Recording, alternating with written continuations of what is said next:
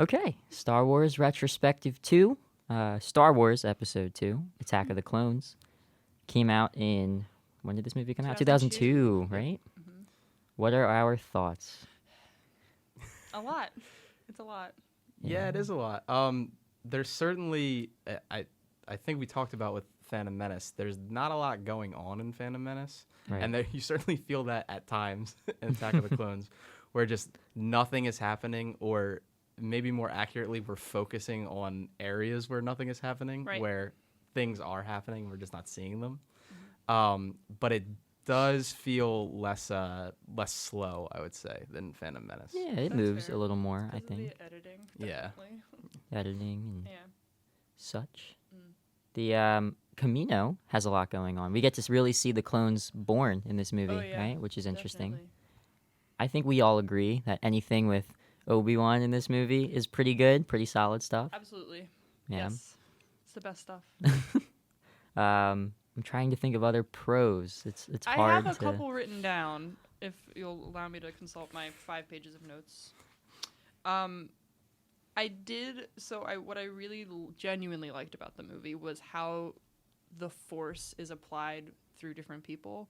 Like, Obi-Wan's very conservative with it, uses it for battle or protecting themselves, whereas, like, Yoda really likes his flips. Yeah. But then you see, like, Anakin is just doing really little things. I don't even know if it's like to show his prowess, but it's like definitely to impress Padme. But he's Yeah. a lot more free with it. And if it's like maybe a matter of like how strong he is in the Force, but yeah, I genuinely thought it was interesting how like each person has their own style of using the Force. Yeah. Even Dooku. Yes, definitely. Doing some lightning and Yoda in that wonderful final battle he has with Dooku. He's catching the Force lightning and then pushing it back out. Yeah. That's a new thing. Obi-Wan catches it in his saber. Yeah, That was yeah. interesting. Which is very cool. Yeah. Yeah. But other than that, yeah, I don't. It's so hard. We sort of talked about with Phantom Menace, whether that's always ranked at people's bottom of the list, and I think that recently Attack of the Clones has started to trickle down, and now it sometimes feels like 50-50 whether your least favorite Star Wars movie of the prequels is Phantom Menace or Attack of the Clones. I feel like it could be tied for release. Yeah. Because Yeah. Revenge of the Sith is pretty standard, like Yeah. middle ground. Yeah. Yeah. But yeah, the first two are. I think for me though, there are more redeeming things in Attack of the Clones I than completely agree. there are in Yep. Phantom Menace. Yes. Like I mentioned earlier, I really like the Camino scene. I think that whole sequence is really cool. That fight in the rain. They're doing a lot of things behind the scenes, and you can tell that there are advancements in 2002, like Yeah. on Oh, a yeah. technical side of things. And I think like the ILM team did a really good job with the effects of the movie for what they had in 2002. I mean, granted, all of that looks super dated today, and even probably back then the CGI looked really overdone. Yeah. But I still think for what it was, I mean, there's not a single clone trooper like actual costume in the movie. They're all CG, right? Yes. And I think for yeah. the most part, they did a decent job. I would agree. Yeah. Yeah, That's especially- something I did notice that that a lot of the like CG ideas come through a lot better than like the very obvious like green screen background parts of it. But yeah, Right. the CG is not that bad. Like Yeah. it's genuinely pretty standard. Yeah. I agree. Getting into more of the plot of the movie, I've seen arguments kind of recently that like Obi-Wan is not the best mentor to Anakin, kind of reprimanding him in public in that first couple scenes of the movie when they're first seeing Padme for the first time in how many years has it been? It's been 10, right? Yeah, Since since- they've all seen each other. Yeah. And Anakin's kind of asking like, why aren't we trying to find this assassin? And Obi-Wan's telling him, to know his place, right? And people say that that's kind of like one of those first inklings that maybe Obi-Wan wasn't the best mentor to Anakin. Yeah, I would disagree that like that goes all on Obi-Wan. Okay. Yeah.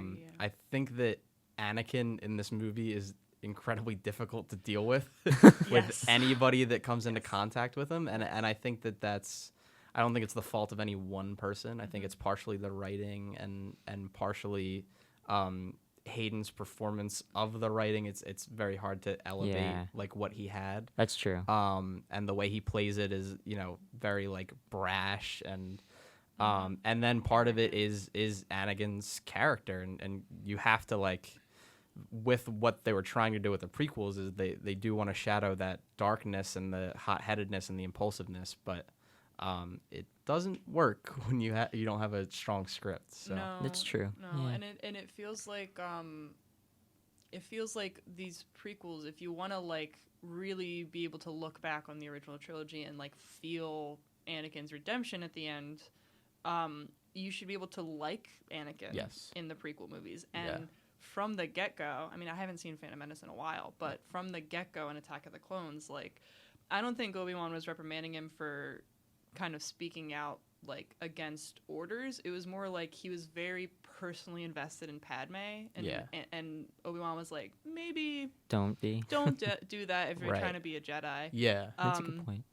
But yeah, Anakin is really arrogant. Like, they shouldn't have told him that he was so strong with the Force so young, because it just immediately goes to his head. And yeah, there are a couple scenes in there where I was like, I don't even care about Anakin. right. Yeah, especially Obi-Wan as a mentor, who kind of like, what we learn about Obi-Wan is how strictly he adheres to the Jedi code. I think that it makes sense if he's trying to train a Jedi, especially somebody like Anakin, who's Right. prophesized to be the chosen That's one. true. Yeah. That he wants him to adhere to the code as much as possible, and we see so much of Anakin tapping into his emotions and Yeah. sort of having these like outbursts and stuff. So yeah, I think it's pretty consistent with Obi-Wan's character. I don't know that to me demonstrates that he's not a good mentor. Yeah. I think that, and we can get into this in Revenge of the Sith too, but I think that one of the big problems with the prequels is, and like you were saying about the redemption of Anakin, they want us to buy this relationship with Obi-Wan and Anakin, this Yes. very familial, like, close bond that Right. makes the fall from grace all the more impactful, and there's just nothing there with Yeah. with what they give us. I mean, our first introduction of Obi-Wan and Anakin in Phantom Menace, Obi-Wan doesn't even want to take him. Right. So that's what you get to start, and then he becomes Obi-Wan's Padawan because Qui-Gon dies in Phantom Menace, and so Attack of the Clones, you're supposed to see this partnership start to form, and there are bits in Revenge of the Sith, which we'll get to, but in this movie, like there's nothing really. Right. I mean, there's the chase scene in the beginning when Anakin steals somebody's speeder, just straight up jacks it. And, they have their little banter, and Obi-Wan's like, I hate when he does that. And it's like, cool, I wish I would have seen him do it before. Right, right. Like, Yeah. Or even in the elevator scene on their way up, and Anakin and Obi-Wan are talking about how they saved each other previously on other planets, and it's like, why didn't Yeah. we see that? Right? Yeah. And the amount of times that Anakin insists he's like my father, Oh, Right. yeah. and it's delivered just like that. Yeah. It's like, but where? Yeah. Like, I don't see it. Like, he saved you as a child, sure, but like I feel some care from Obi-Wan, but I don't know if that's a personal care or like because it's his Padawan. Like, Or Right. Ewan McGregor being a good actor. Yeah. he's the only one who believes what he's saying. Yeah. Yeah, He's the only one. it's interesting because it's a good collection of talent, It is. but oftentimes it really does feel like Obi-Wan, like Ewan's the only one that's elevating the material. yeah. Because he buys in. But yeah, Attack of the Clones sometimes feels like it's focusing on all the wrong things. Yeah.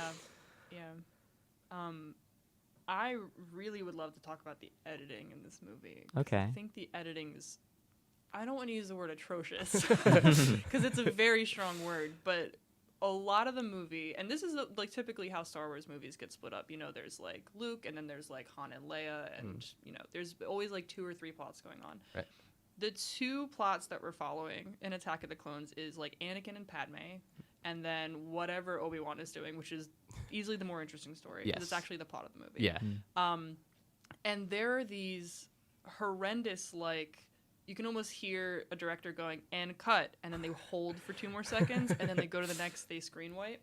And it's just like, there's no flow to the scenes. The score is almost non-existent in this Yeah. movie. And it really highlights that the movie was like ramshackled together. Yeah. Like it feels like sides were given to them that day. They filmed the scene. Good, we got it.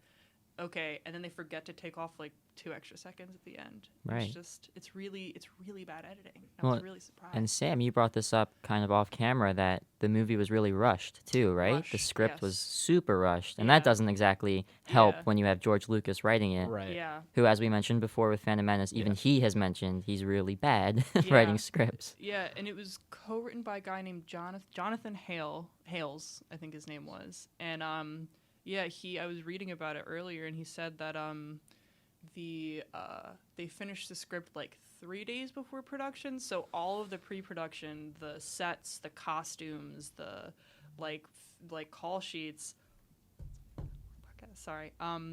all of it was like last minute, probably like of the day stuff, and that one couldn't have helped the actors. Yes. And two, probably was horrific for the like after effects team. Yeah. Who had to go Right. in Yeah. and like make all those clones and then make the Jedi fight and stunts. Like there's so much into that like has to be pre-planned. And Right. if they're getting sides on the day, it's really bad.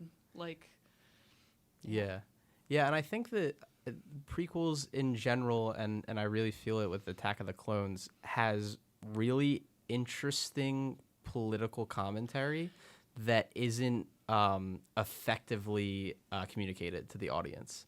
I feel like if you take the time and sort of look at like peel behind the layers and stuff, it's really fascinating. And that's why when people are like, oh, well, I don't like part of the prequels that I don't like is the politics. It's not the politics. It's the way the politics are being explained. yes. Because it's just not, it's like so much, and it, especially because it's so disjointed, Attack of the Clones, like you have all of these things happening. And sometimes it just feels like it doesn't know what movie it wants to be. Right. I mean, arguably, the plot of the movie is, from a political standpoint, they are trying to prevent a war from Yeah. starting, right? Yeah.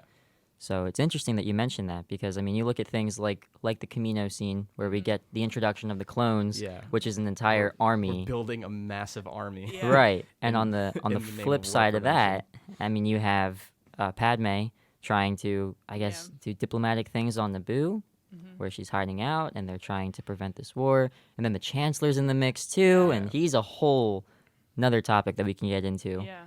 But it's just it's a mixed bag, right? Yeah. Yeah. And I feel like they really rushed the opening where like we didn't even see Padme Yeah. be a senator or say anything controversial about wanting to stop a war before people were trying to kill her. It's like it opens Right. on someone trying to kill her. Yeah. And you're like, okay, and then she's immediately put into hiding. And you're like, I would have loved to see another side of Padme besides Queen Amidala, where she's a senator and like campaigning for something before someone tries to kill her, because it's Right. like we're told rather than shown, which is Yes. a bad storytelling Yes. device, Yeah. that she's for this, so people are trying to kill her. And Yeah. it's like, And we're sort of, especially in this movie, relegating Padme to her relationship with Anakin. she's a damsel. Right. Whereas she has so much more interesting things going on Yeah. than Anakin in this movie. And it's not, obviously, he's Anakin Skywalker, right? He's the focus, he's the through line.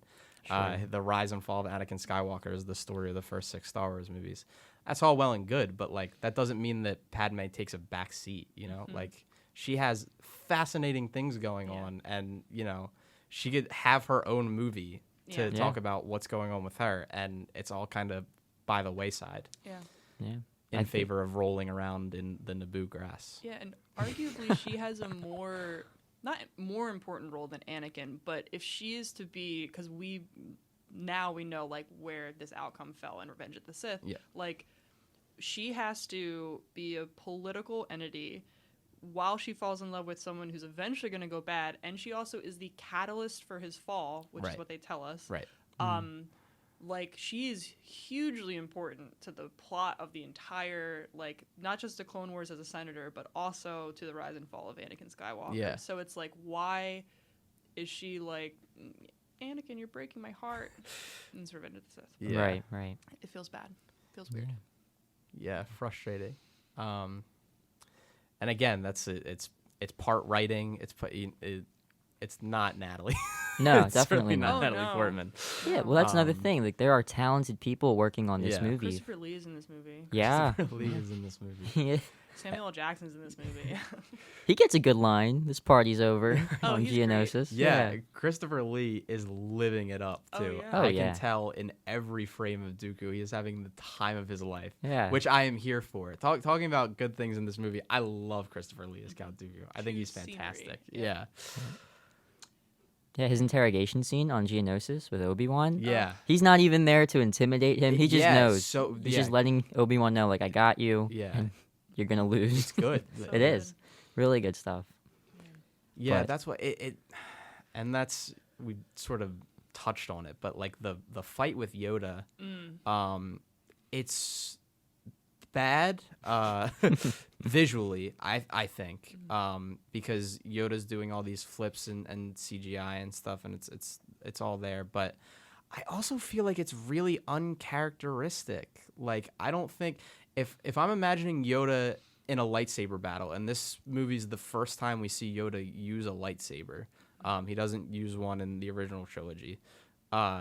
So if we're seeing Yoda in a lightsaber battle and we know what we know about Yoda, I feel like his fighting style should be incredibly restrained, incredibly defensive, and we don't like get that. We get him jumping around and hitting, and Right. it's bright and it's there and it's a lot, but especially in a fight with somebody like Dooku, who carries himself in such a way where you would expect that to be like that fighting style too, like the restrained, like I can beat you with one hand behind my back. Sure. It feels like a fight that doesn't really speak to who the characters are. No, and you look at the first fight with Obi-Wan and Anakin, and that is a very kind of a slower fight, Right. right? More restrained. Dooku's very sure of himself, and then it almost feels like there's a totally different person fighting Yoda. Yeah, Like, yeah, the and- fight speeds up. And Yeah. Anakin and Obi-Wan's actions in that fight make sense. It makes sense for Anakin to go head first and Lose an arm. Yeah, Lose an arm, right. yeah. Yeah, and suffer because of it.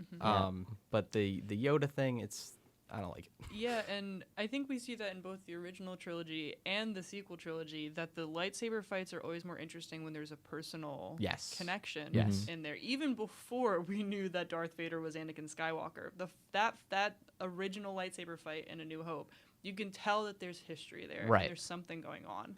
It's like it's the Jack Sparrow Will Turner sword fight in the first Pirates of the Yeah. Caribbean. Like there always has to be a personal connection there. So like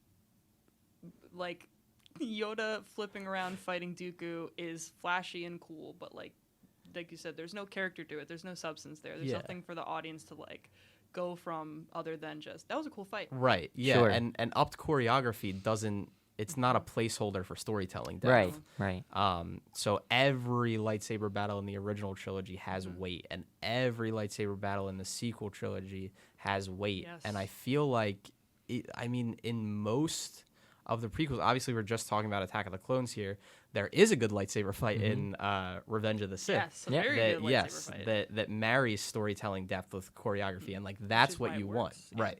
Yeah. Instead of just big jumps and bright colors, and there's more color lightsabers now, and everybody, like when everybody drops down in Geonosis in this movie, it's like it's cool as an action figure diorama. No, definitely. But as far as storytelling, like the battle droids are faceless. Yeah. We don't get any sort of like initiation with the Jedi Right. in this movie to care enough about what's going on with them. So they're just kind of attacking robots with lightsabers. And again, like, looks cool, but outside of that, like, what does it do? Like, Yeah. and yeah, it's the first skirmish of the Clone Wars and everything, but still, it's like, Yeah. No, I do think that's a universal issue with these prequel films is that George Lucas and company were really trying to go for entertainment over Yeah. substance. Yeah. I mean, there are entertaining scenes in Attack of the Clones specifically. We mentioned Camino earlier, right. but on a surface level, I mean, how much substance is there to that scene? There's a little banter between Django and Obi-Wan, a little tension there, but it's still, it's not Yeah. amazing. It doesn't blow you away. Yeah, and again, always important to like keep in mind that they are movies for children, and kids, like if you're a kid in that in that movie theater watching that scene. It's awesome. Right. But watching other lightsaber battles that have storytelling depth is also cool because they're lightsaber battles. Yeah. They're automatically cool. So like, why not add depth and make it so your whole audience can enjoy it instead of just Yeah, I saw a review. It was on the iTunes page for this movie where it said cool stunts, romance may be boring for kids. And I went, I don't think that's what's going to be boring for kids. Yeah. Besides the fact that it's poorly written, it was probably boring for adults. Yes. Is that I mean, I don't want to talk about Jar Jar Binks too much because he's not a focus point in this movie at all. But the addition to characters like that, like Jar Jar was in there specifically to appeal to kids. Yeah. And then marry that with like the scene towards the end where Mace Windu, Obi-Wan, and Yoda are talking about like the state of the Sith, and that I'm just like, that's what kids are gonna be like bored by. Right.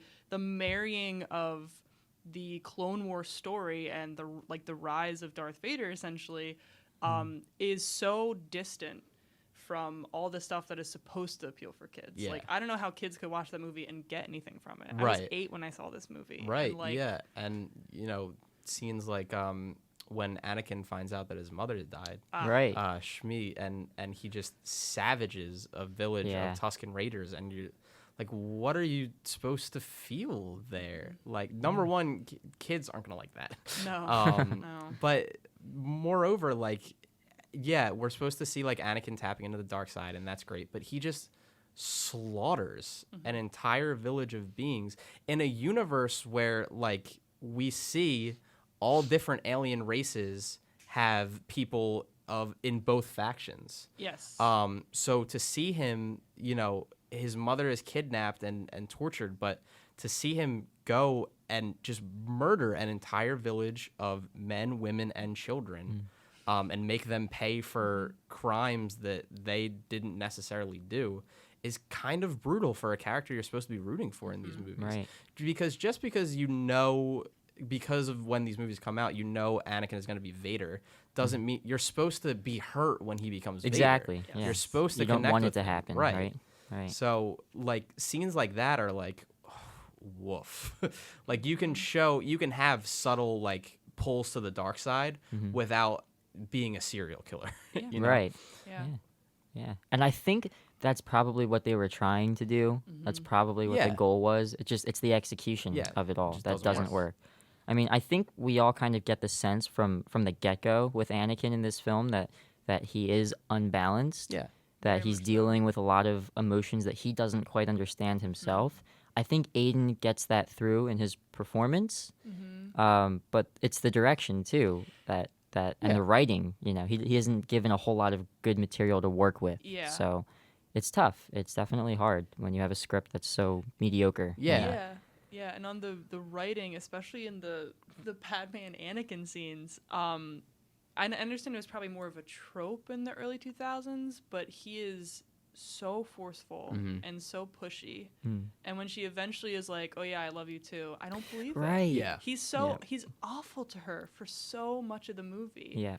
And he like doesn't have faith in her intelligence, her leadership. Like there's none of that, and it just feels weird. Yeah. Yeah. It's uncomfortable. And it's such a flip of a switch too, because when we have that introduction, that re-meeting of Padme and Anakin, she basically tells him, "You're always going to be that little kid on Naboo." And then fast forward like an hour, Yeah. and it's like, yeah, I can see myself with this person for no forever. reason, Yeah. like none of the, and again, the writing, and it's like, okay, like you're supposed to watch this relationship blossom when they're doing things on Naboo, but like it doesn't work. Yeah. I think. Go ahead. I just think everything. I was gonna say from a positive standpoint. I think everything is framed really well in that romance. Oh yeah. The Naboo is lighting, the beautiful. music, her I would- costumes. Exactly. Yeah. But Wardrobe. Yes. wardrobe's a big thing in this film. Yeah. Yeah, really good. But just no Yeah. substance to that. No. Yeah, it's rough. It made a ton of money though, which I think is It so. made like 600 million. something Yeah, like that, right? 649. So I mean, 2002. Yeah. yeah, Harry Potter was pulling in those numbers. Yeah. yeah.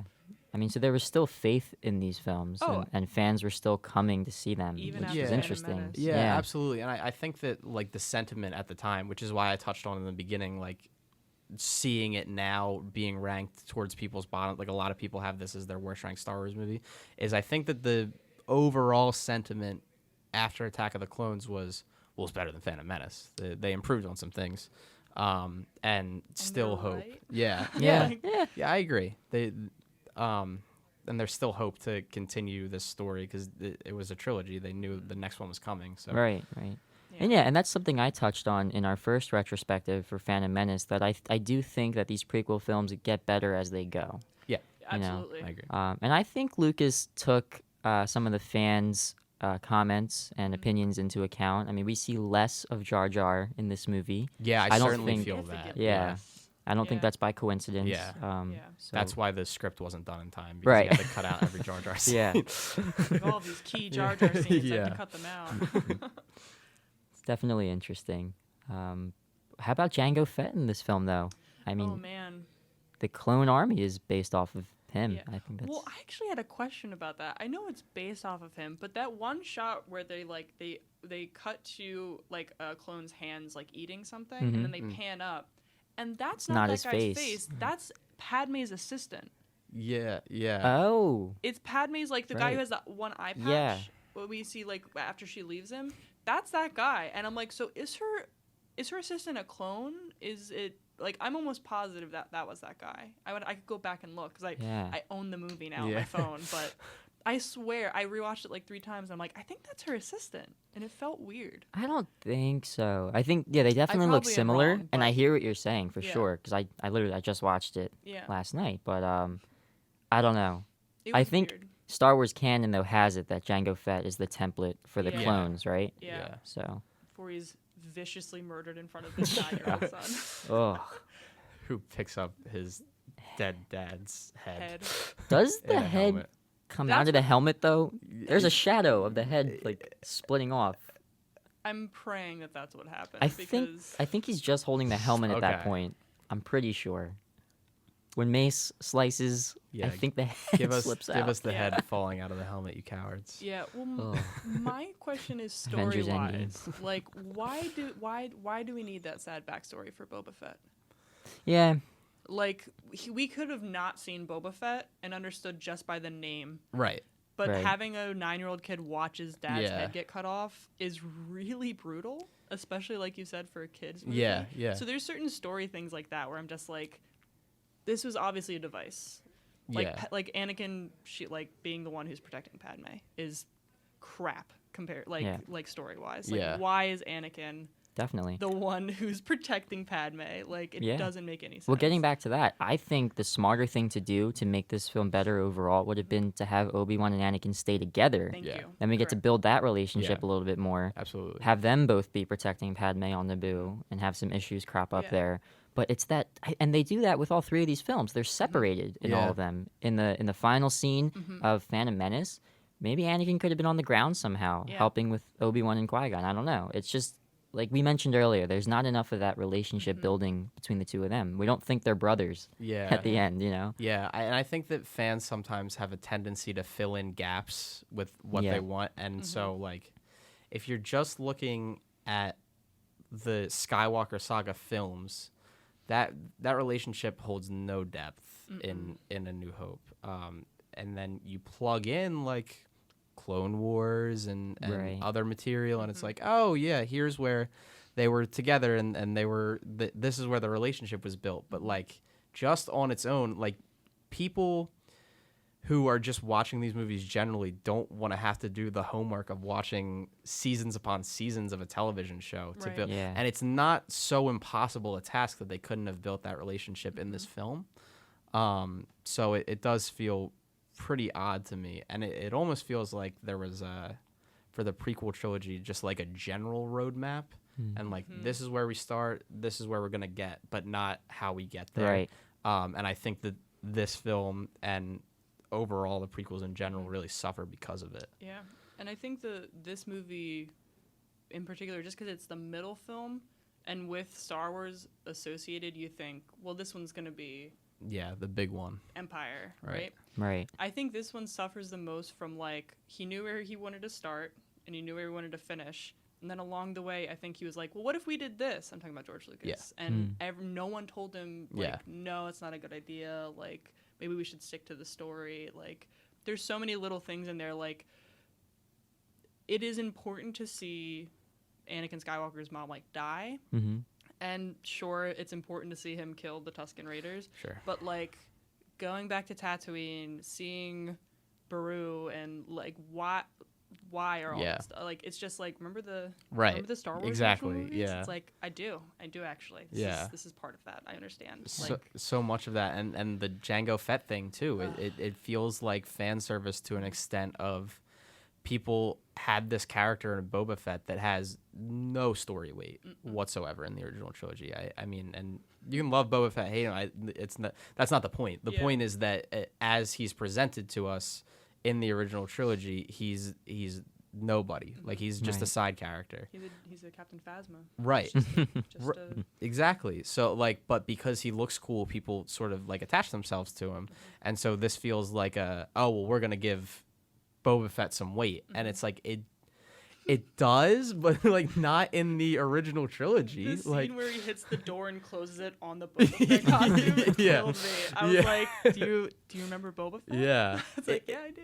Like, it doesn't impact who Boba Fett is in the original trilogy. No, I mean, you can fill in those gaps in your mind, but so all of that feels kind of like, yeah, all right, whatever. Right.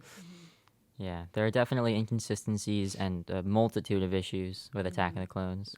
Some final thoughts on it, though. I do think it does improve on The Phantom Menace. Yeah, However agreed. minute that might be, it does improve. I mentioned earlier, I really like some scenes in this film. I guess we all agree anything with yeah. Obi-Wan is really great. Yeah, Yes. Ewan's phenomenal in this movie. Yeah. I, as kind of out of place as it might be, I like the Jedi drop down on Geonosis. I think that's a really cool scene. Even if it might be just to sell some lightsaber toys. Yeah, But which they did. I Which bought they them. did. Yeah. Oh, yeah, I have them too. yeah. But- they did a good job of that. So, I mean, overall, it's definitely, like I said, better than Phantom Menace. Still not amazing by any means. Yeah. And I'm excited to talk about Revenge of the Sith the next week. You guys have any closing thoughts?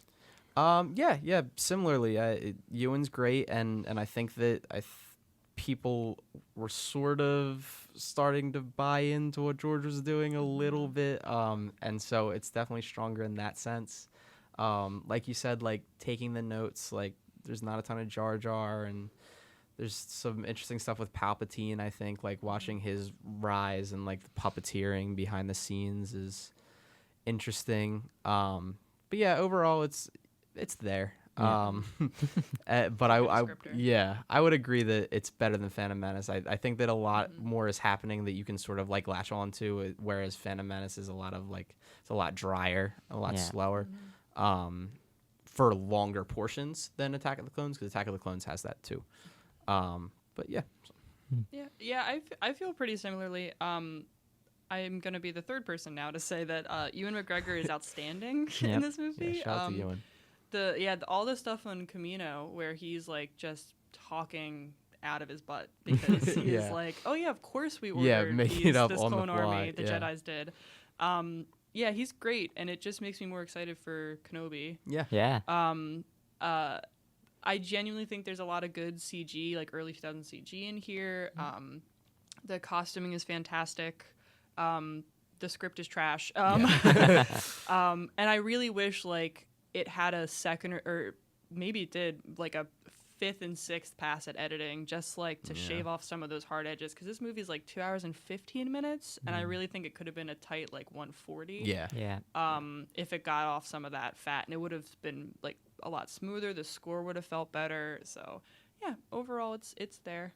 I repeat that, it's there. All right, so that wraps up our second Star Wars retrospective, Attack of the Clones. Looking forward to Revenge of the Sith and everything coming next. Can't wait for Kenobi on Disney Plus. Yes. Streaming now. Yeah. Yeah, coming soon. Thank you again to SSTV for letting us use the studio and the equipment. And next week we'll be talking Revenge of the Sith, so make sure to tune into that. I think we have a lot more positive feelings about Revenge of the Sith. I Definitely. can talk a lot more positively about that one. So excited for it. And thanks for listening.